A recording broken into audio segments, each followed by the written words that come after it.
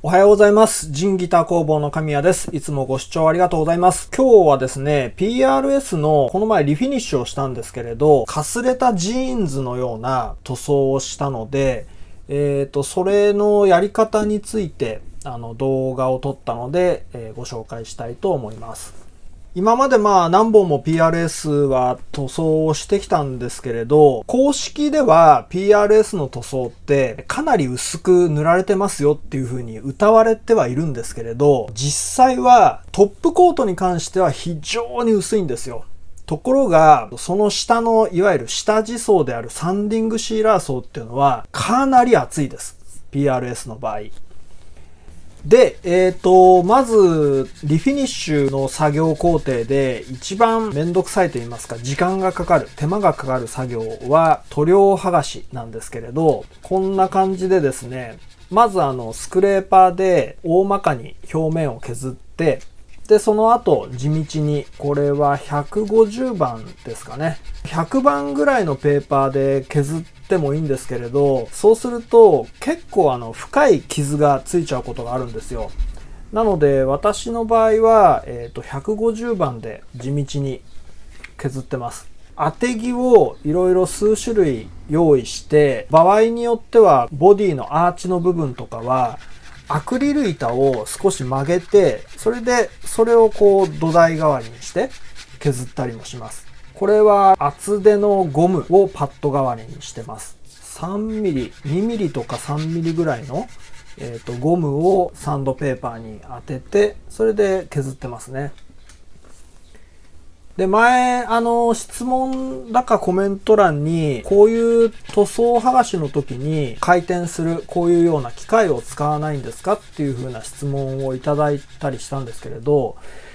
以前はこういうものも使ってやったこともあります。で、ただ、こういう機械を使っても、アーチの細かいこういう部分ですね。っていうのは、その機械でやると、うまくいかないんですよね。ちょっとした加減で木材の部分まで大きく削れちゃったりとか、すごく慎重にやらないといけないですし、そういう失敗が起こる可能性もあるので、できる範囲っていうと、こうボディの割と平坦な部分とか、そういう部分であれば、こういう機械を使ってもいいとは思います。ただ、こういう機械は、すぐ目が詰まっちゃうんですよ。サンドペーパーの。ペーパーの目が詰まらないように、こういう風な穴開きの、ペーパーとかもあるんですけれど、何回か試してみて、結局手作業が一番確実だなっていうことで、今は本当にもう地道にこうやって手作業で作業をしてます。で、工場とかだと、こういう塗装をですね、剥ぐ専用の大きな機械っていうのがあるんですね。ものすごくでっかい機械です。何メーターっていう長いサンドペーパーがぐるぐる回転してるようなもんなので、ほとんど目が詰まんないんですよね。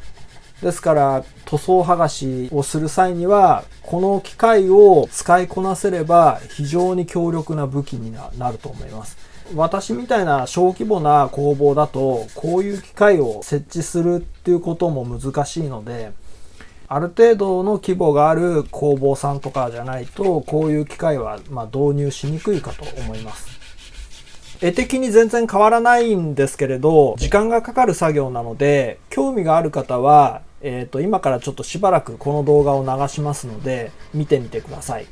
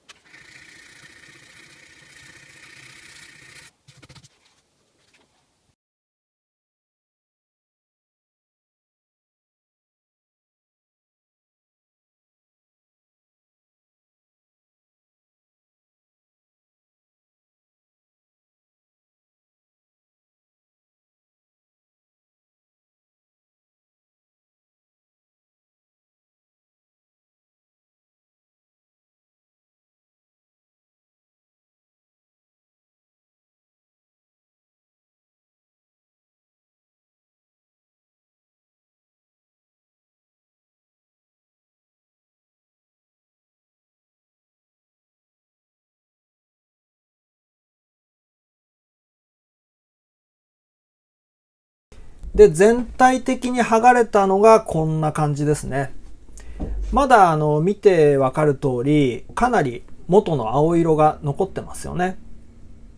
ちなみにですね、この個体は実は10年ぐらい前に私がリフィニッシュしたものです。その色が飽きてきたっていうことで、もう一度リフィニッシュしてくれっていう、そういう依頼ですね。大まかに削れた後に、さらに入念に削り込んでいったのがこの画像です。剥がした直後の状態よりかなり綺麗になってると思うんですけれど、生地着色っていうのは染料を木材に染み込ませるので、いくらこう削っても必ずこのぐらいの元の色っていうのは残ってしまうんですよね。ですから完全にまっさらにすることはできません。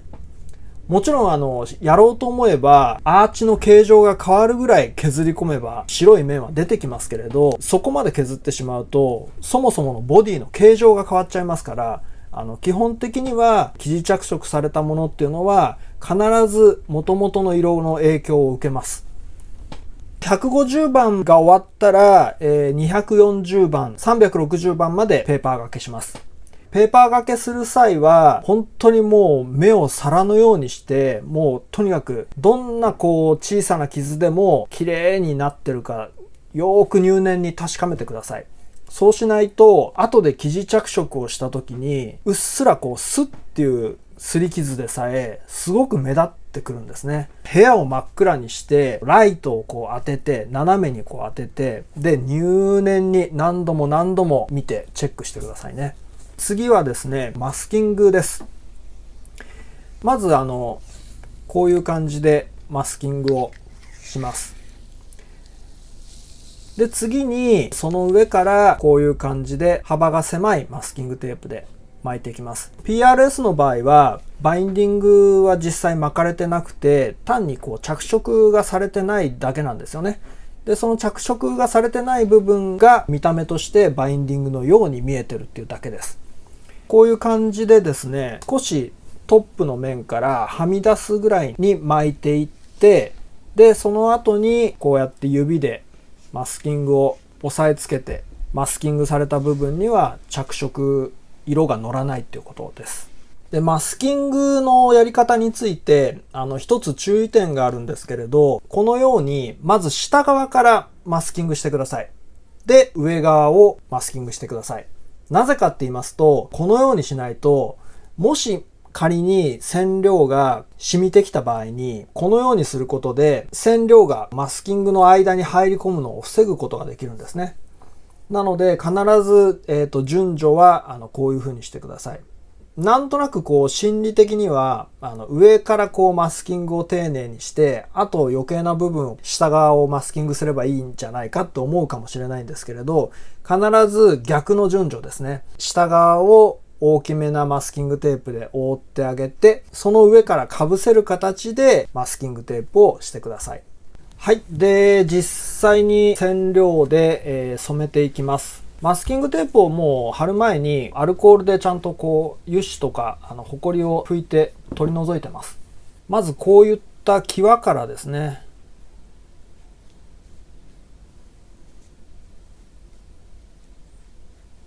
こんな感じで丁寧に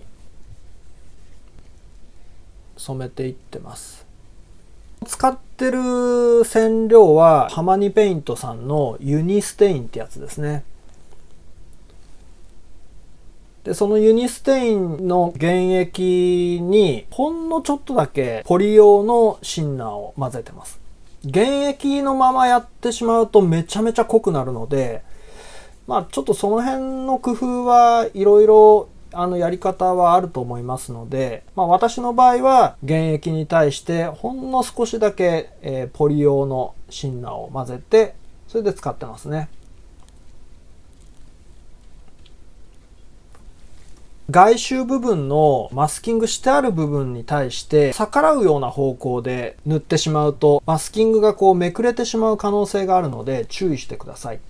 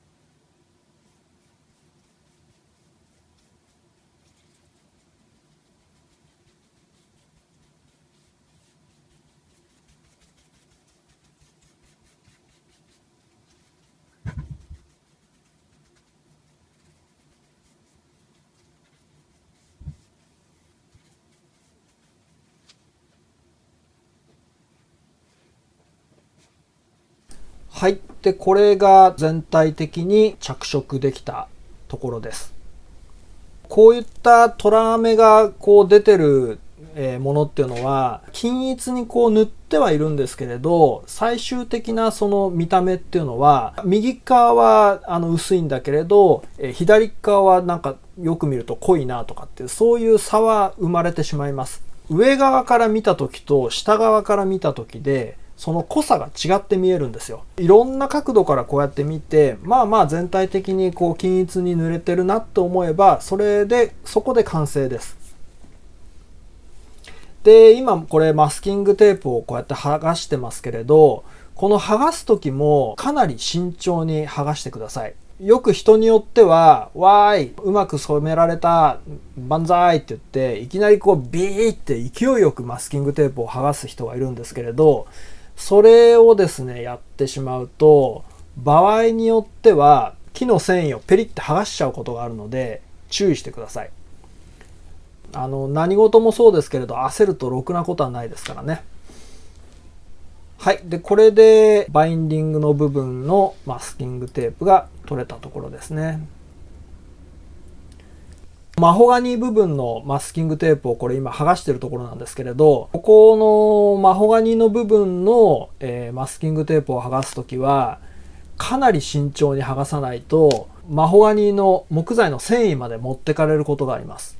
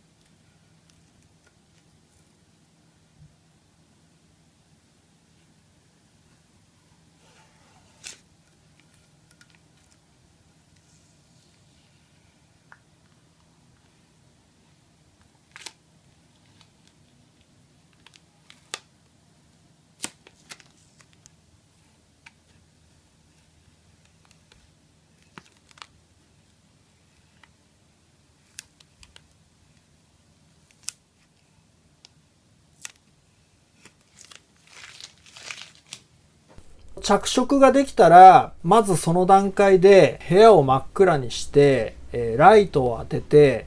入念にチェックします。何も着色していない状態で見るときよりかは、こうやって染料を染み込ませて生地着色すると、ほんのちょっとしたスッっていうこう擦り傷とかそういうのが目立ってきますので、確認しやすくなります。いろいろな角度からもう本当に 2回3回となく入念にチェックします。で、もし仮にこの段階で傷が見つかった場合、その場合はその部分だけ360番とかのペーパーで丁寧に何度も何度もこう擦っていって、もちろん染料はまた剥がれちゃいますけれど、その剥がれた部分をもう一度その部分だけ染料で染めてあげます。生地着色の場合は特殊なケースを除いてそういう風なリカバリーができるので、もしこの段階で傷があったとしても、まあ慌てず騒がずリカバリーできる確率が高いです。次はマホガニー部分の目止めですね。ウッドフィラー。アッシュ材とかもそうですし、マホガニー材とか、要は銅管が太いものに関しては必ずこういう目止めをしないと、いくら吹いてもどんどんその銅管から塗料を吸ってしまって平坦にならないんですよね。日本のホームセンターとかで売られてるものだと、いわゆるトノコですね。で、トノコを使ってもいいんですけれど、こういうスティマックとかでもいろいろなカラーが、用意されてるので、私はこのスティマックのこれを使ってますね。昔はこんなのなかったですけど、なんだっけな、1種類ぐらいしかなかったですね。で、それに対して、染料を混ぜて使ってました。なんかね、海苔みたいな変なべちゃべちゃしたのもあったんですけれど、それは使い物にならなくて捨てちゃいましたね。20年前の話ですよ。そのぐらいの話ですよ。分量的にはウッドフィラーが2に対して水を1だったかな。そうですね。で、こういうふうに混ぜて使います。で、本来ウッドフィラーをした後に生地着色っていうのが本来の順序なんですけれど、今回は生地着色したこの後にペーパー掛けをするんですよ。で、それでかすれたジーンズのような質感、表現にするので、なので、あえて別に順序はこだわることなく、もう今生地着色をしちゃいましたけれど、その後にこうやってマスキングをして、ウッドフィラーを塗っていきます。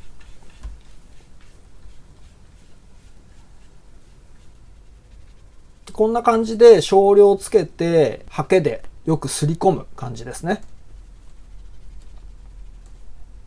よく工場の動画とか見ると、もうこんなちまちまやってないです。もうべちゃってこう雑巾かなんかにつけて、で、もうブワーっとこう拭いて、塗った直後から生乾きの状態で乾いた布でゴシゴシっていう風に取ってます。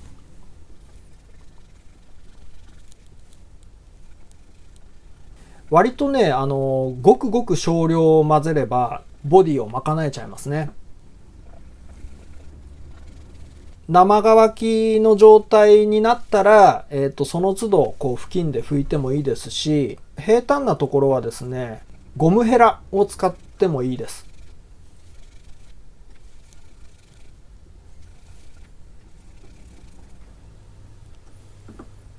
で、これが塗り終えた状態ですね。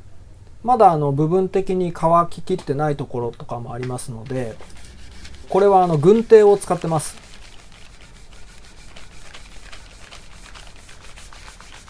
で、こうやってゴシゴシとこう落としていきます。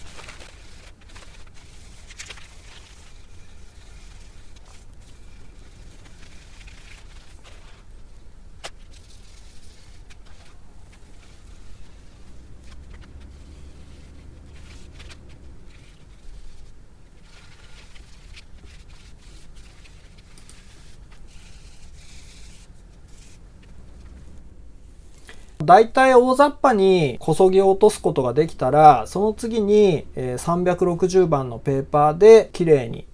していきます。で、この段階であんまりやりすぎると、せっかく埋めた、ウッドフィラーがまたなくなってしまって、銅管の穴が開いてきちゃいますから、ほどほどですね。ほどほどって言っても、逆にそのウッドフィラーが全面にこう、べちゃって残っちゃったりしてる部分は、ちゃんと取り除かないといけないので、そういうところは注意してね、ちゃんと綺麗になるようにしてください。こっからが今回の動画で一番ご紹介をしたかったところですね。かすれたジーンズのような風合いにするために、生地着をしたこの表面を360番のペーパーでこうやって剥がしていきます。この方法はですね、何年か前の楽器フェアの時にコルグさんのブースで PRS のブースがあったんですね。で、そこで実演の作業をしてたんですよ。で、その時に、この作業をしてたのを見て、あ、こうやってやるんだ方法をその時に知りました。最初はこういう風にペーパー掛けするんじゃなくて、なんかシンナーとかそういう塗料で拭いてるのかなと思ったんですけれど、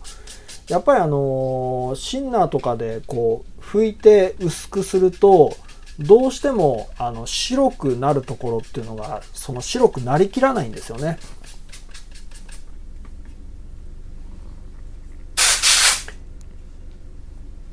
このように非常に地道な作業ですね。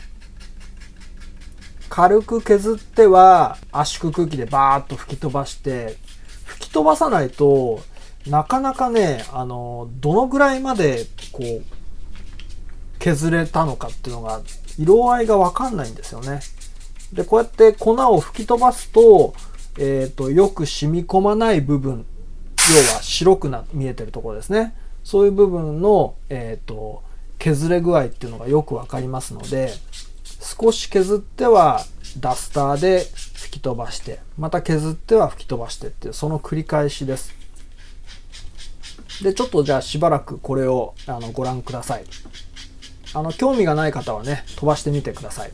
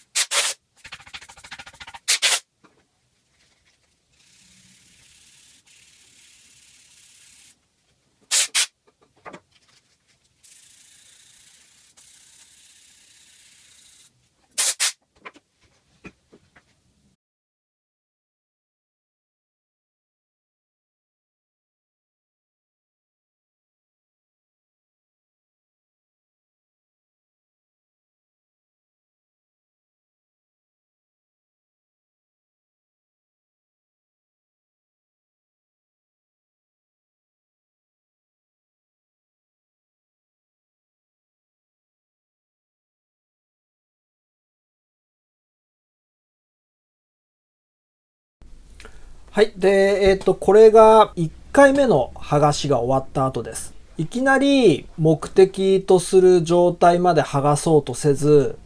段階を踏まえた方がいいですね。確かこの、ケースでは3回削ってます。これが、1回目の、サンドペーパー掛けが終わった状態ですね。で、まだまだこの状態では、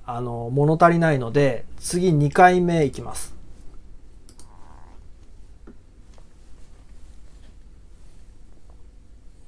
もう全く同じ作業ですね。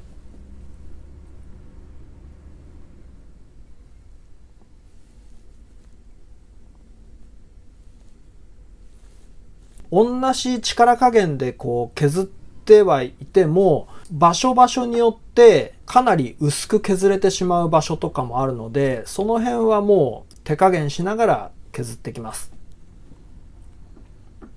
で、特にこういう角っこですね。ボリュームのノブの部分とかちょっとへこんでたりしますよね。で、こういうへこんでる部分とのその角っていうのは多めに削れやすいので、こういうところも注意しないといけないです。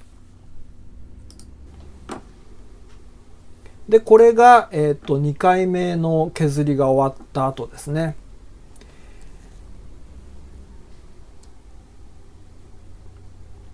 まあ、このぐらいかなと思ったんですけれど、よーくサンプルの写真とか、そういうものを見比べてみると、もう一息いった方がいいかなと思って、で、次3回目です。で、もうこの段階になってくると、かなり、白い部分が目立ってきます。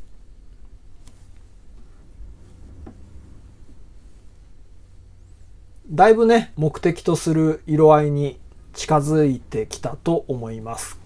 で、これが3回目の剥がしが終わった後ですね。どうですかね。結構いい感じに剥がれたと思うんですけれど、でこれまた塗料を拭くとぐわっとこう濃淡が強調されてまた違う風に生えてきますから。はい。で、これが、塗装する直前の状態です。バインディングの部分とかに削った後の青い粉とかが付着してる場合があるので、今一度そのバインディングの部分とかは軽くこうペーパー掛けをしたりして、綺麗にしてから、塗装に入りますね。で、裏側はこんな感じです。もうちゃんとマスキングもしてあります。マスキングはいい加減にはしないでくださいね。マスキングの良し悪しによって最後の仕上がりが決定してきますので、たかがマスキング、されどマスキングです。これがサンディングシーラーを吹き終えて、着色層の段階で微妙に周囲を青く濃くしました。サンバーストをかけてます。あ、そうだ。この段階でももう一度バインディングの部分にマスキングをしないといけないので、結構ね、これ手間かかりますね。この途中でサンバーストをするっていう方法は。はい。で、これが完成した図です。どうでしょうかね。狙ったかすれたジーンズっぽくなったと思うんですけれど、で、あと周囲も多少濃い青で塗ったので、中央のブルーっていうのは緑青っぽい青ですよね。南国の海の色みたいな感じですね。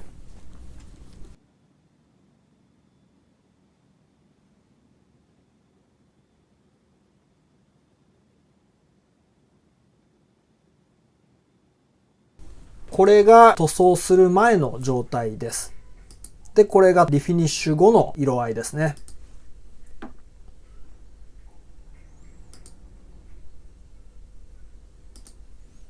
はい、いかがでしたでしょうか。PRS の着色方法っていうのは、いろいろテクニックありまして、2段階着色とかっていう、そういう方法もあります。単に一色で染めるんではなくて、まず最初に黒とか真っ黒に塗っちゃうんですよ。で、その後にもう一度その黒を丁寧に剥がしていって、で、剥がした後に目的の色を塗ると、あまり染み込まない部分っていうのは、その目的の色になって、よく染み込む部分っていうのは、最初に塗った黒の色が残ってますから、より黒っぽくなるんですね。まあ、ほぼ黒に近いというか。で、目的の色、黒色、目的の色、黒色っていう風になって、すごくこう濃淡が強調できるので、そういう着色の方法もあります。染め方もあります。私はこれを2段階染めって言ってますけれど、楽器フェアでやってたのはその方法をやってましたね。で、あとはそうですね、変わったもので言うと、ホームページの方で紹介しているアルディメオラーモデル。これもですね、もう最初、本当にもう白濁しまくっていて、まあどうせ変えるんだったら奇抜なカラーにしたいっていうことでご相談されたんですね。元々の色が青でしたので、必ずこの青色が残ってしまうんですよ。本来であれば上からアンバー、で次が赤ですね。で、その次が紫色か。で、青、緑っていう風な、そういう順序なんですけれど、カッタウェイの部分とか、このアンバーの部分っていうのは元の色が残っちゃいますから、順序を変えてみました。で、一番てっぺんを、緑色にして、で、次を黄色。で、その次に、赤。で、紫、青っていうような、こういう組み合わせにしてみました。で、そうすることで、カッタウェイの部分とか、元の色が残りやすい部分っていうのは、緑色になりますから、ちょっとごまかせるんですよね。で、よく見ていただくと分かる通り、黒い点々というか、跡があると思います。これは、元の色が残っちゃってる部分です。ですから、PRS のリフィニッシュの場合は、基本的には元の色の濃さより薄いカラーにはできないと思ってください。薄い色にすることはできるんですけれど、こういう風に元の色が目立っちゃうんですね。で、例えば同じぐらいの濃さであれば、青色から緑色とか、そういう風にはできますね。PRS の、生地着色っていうのは、元々の色がこう影響してくるので、いかにこう最初に試し塗りとかをして、なんかの端材とかで、やったとしても本当に狙った色になるっていうのはかなり経験と技術が必要ですね。私も何度となくやってますけれど、毎回調色に関しては難しいなっていうふうに感じてます。はい、ということでいかがでしたでしょうか。今ちょっと PRS の、白濁について実験中です。この実験、検証が終わり次第アップしたいと思ってますので、PRS によくありがちな白濁について動画を作ってますのでご期待ください。よろしければ高評価ボタンとチャンネル登録お願いします。それでは。